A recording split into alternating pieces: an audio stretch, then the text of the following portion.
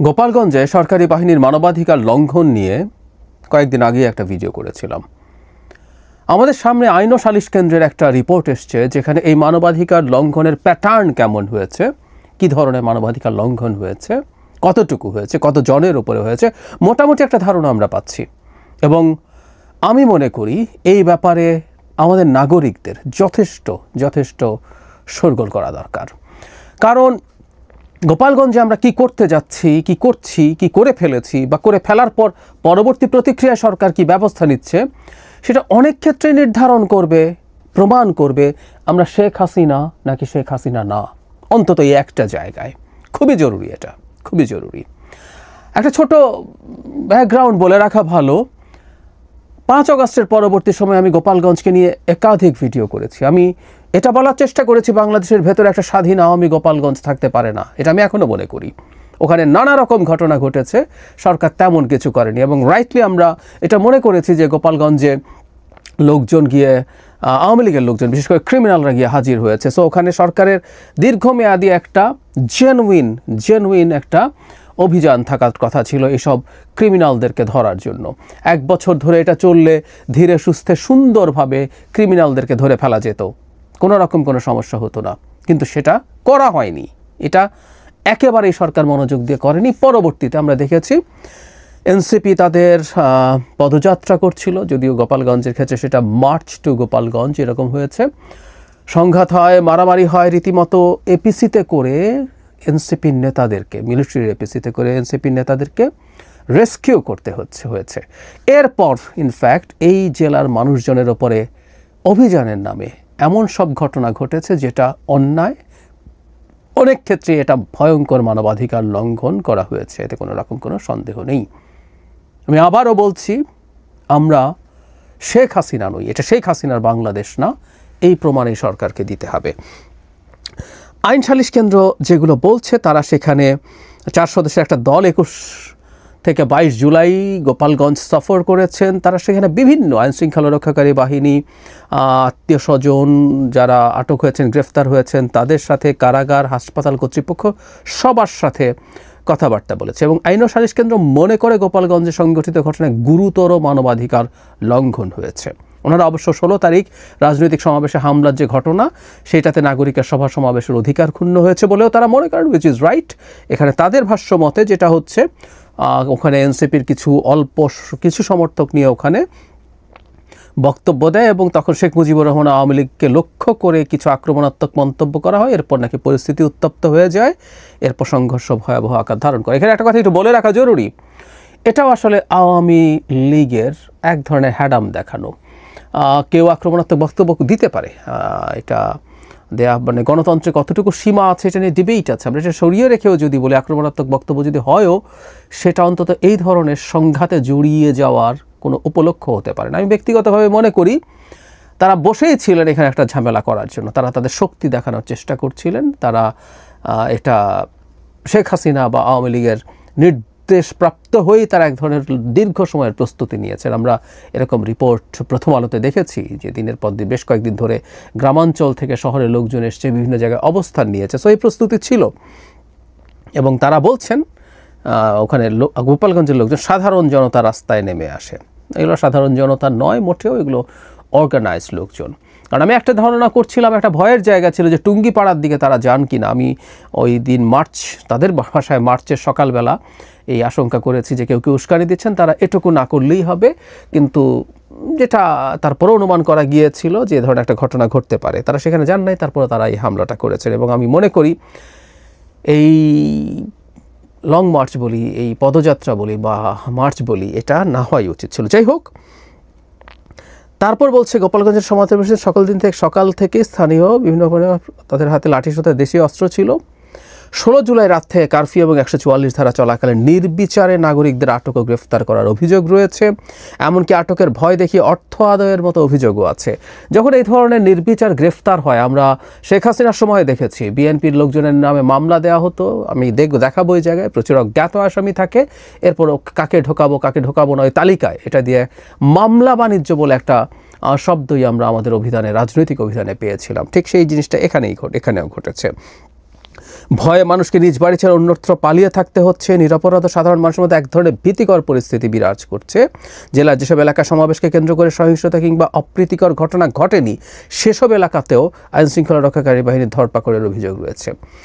ধরপাকড়গুলোর problem হচ্ছে, ওই যে বললাম, যখন হুট করে কোনো কাজ করতে হয়, কোনো কিছুর প্রতিক্রিয়ায় মারাত্মক রিয়াকশন দেখাতে হয়, আমাদের আইনশৃঙ্খলা রক্ষাকারী বাহিনীগুলো তো আসলে দীর্ঘ সময় শেখ হাসিনার নিপীড়নমূলক যে পদক্ষেপ সেটাই অভ্যস্ত হয়ে আছে, তখন এই ধরনের ভুল হতেই পারে। এজন্য বারবার আমি নিজে বহুবার বলেছি, খুব দ্রুত, স্মুথলি, সিস্টেম্যাটিকলি মানবাধিকার প্রিজার্ভ করে গোপালগঞ্জে 1 বছর ধরে অভিযান হতেই পারত, কিন্তু সেটা হয়নি।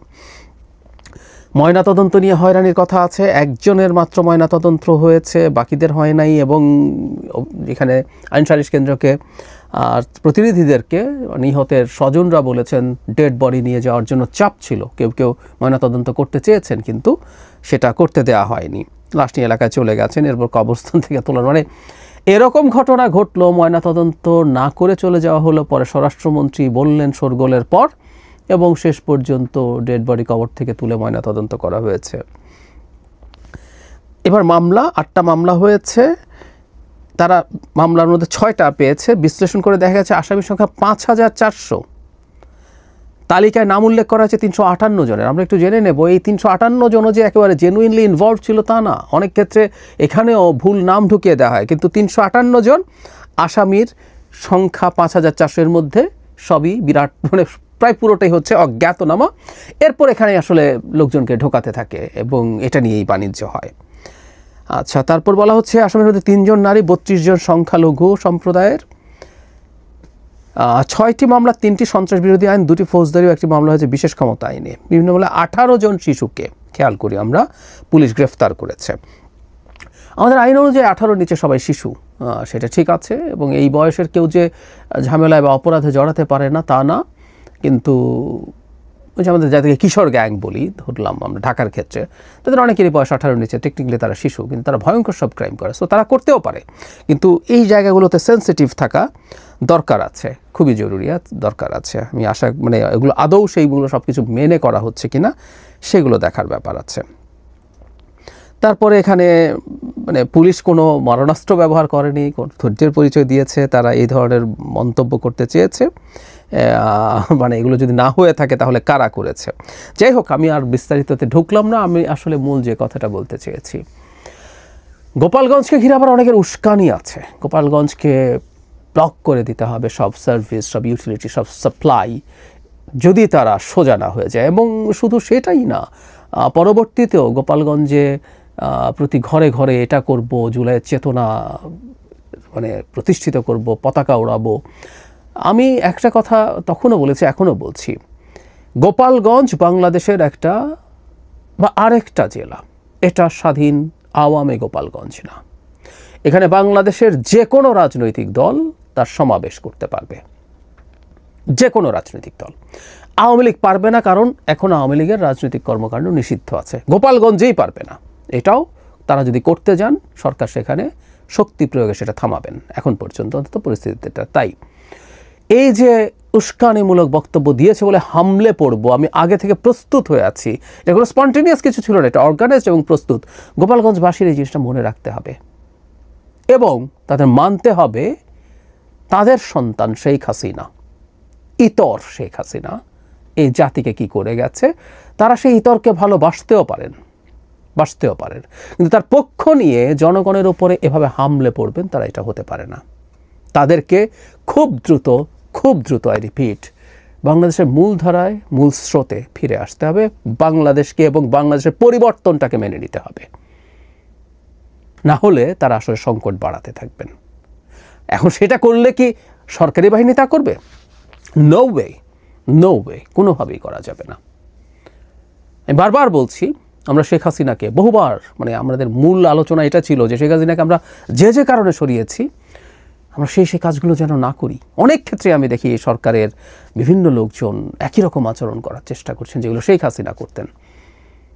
অন্যায় কোনো একটা জায়গায় যদি হয়ে থাকে, সেই অন্যায়ের প্রতিক্রিয়া, ওখানে সেদিন শুধুমাত্র স্টুডেন্টরা অ্যাট্যাক্ট হয়েছেন বা এনসিপির লোকজন অ্যাট্যাক্ট হয়েছেন তা না, এখানে পুলিশের গাড়ি অ্যাট্যাক্ট হয়েছে, ইউএনওর গাড়ির ভাঙচুর হয়েছে, কারাগারে হামলা হয়েছে, কারাগার লুট হয়েছে, ভয়ঙ্কর সব ফৌজদারি অপরাধ হয়েছে।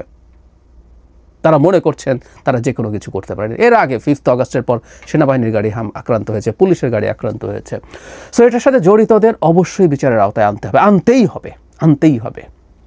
কিন্তু সেটার নাম করে যা হচ্ছে, এবং এক ধরনের বিদ্বেষ তৈরি করা হচ্ছে গোপালগঞ্জবাসীদের প্রতি। মানে গোপালগঞ্জ কারো বাড়ি, মানে শেখ হাসিনার সময় যেমন গোপালগঞ্জ হলেই তার জন্য সব কিছু অবারিত ছিল, কেউ বাড়ি গোপালগঞ্জ বললেই তার জাস্ট বাড়ি গোপালগঞ্জ, সরকারি কোথাও অফিসে এখানে সেখানে, সেটাই তার কাছে অনেক কিছু বেনিফিট নিয়ে আসতে দেয় সেই সময়। আবার ঠিক এখন যদি উল্টো ঘটনা ঘটে, সেটাও আসলে বিভৎস।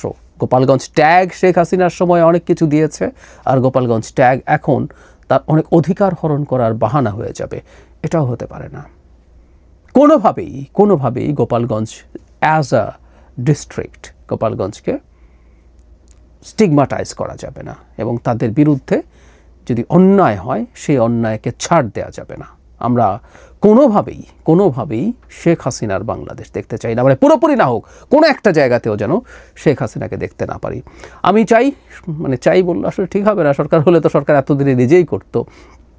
আমরা জনগণ অন্তত যতটা পারি, আমার যার জায়গা থেকে যারা আমরা বলতে পারি, লিখতে পারি, আমাদের এখন প্রত্যেকের হাতে সোশ্যাল মিডিয়া আছে, অ্যাটলিস্ট আমরা এটা বলি, এটা একটা টেস্ট কেস। গোপালগঞ্জের মানুষের প্রতি যদি আমরা ইনসাফ করতে পারি, তাহলেই আসলে আমরা জিতব।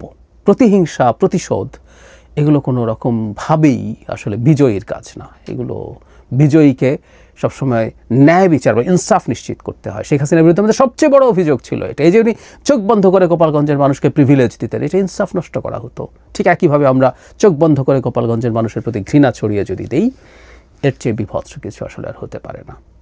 খুব দ্রুত সরকারের উচিত এই মানবাধিকার লঙ্ঘন করা পদক্ষেপ যেসব আইন শৃঙ্খলা রক্ষাকারী বাহিনীর সদস্য নিয়েছেন, যেসব কর্মকর্তা সেটার আদেশ দিয়েছেন, তাদের বিরুদ্ধে দৃষ্টান্তমূলক ব্যবস্থা নিতে হবে।